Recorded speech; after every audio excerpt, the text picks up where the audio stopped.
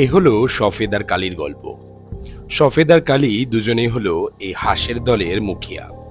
তারা প্রতিদিন সকালবেলা এরকম একটা ছোট্ট মিটিং ডেকে তাদের দিন শুরু করে। নমস্কার, আমি রাজ এবং আপনারা দেখছেন রাজকাহিনীর গল্প। সফেদ সবসময় কালীকে শাসন করে, আর কালীও সফেদের শাসন শুনে তার কথা মতনই চলে। ও হলো ডালিয়া, কালীর একমাত্র বন্ধু।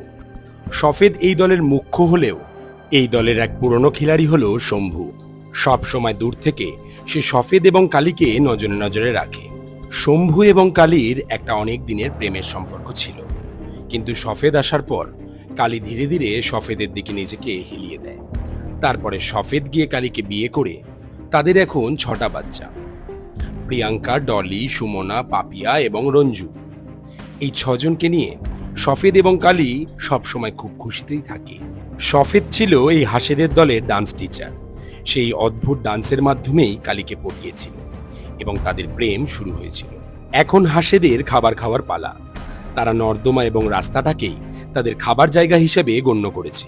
হাঁসেদের এই জীবন নিজেদের মধ্যে মিলেমিশে বেশ ভালোভাবেই কাটছে। কিন্তু আগের দিন আমি চলে গেছিলাম এমন একটা দোকানে যেখানে এই হাঁসেদের মাংসই পাওয়া যায়। সেটা থাকবে পরের এপিসোডে। চ্যানেলটা যাতে হারিয়ে না যায় তাই ফলো করে রাখো। দেখা হচ্ছে পরের ভিডিওতে।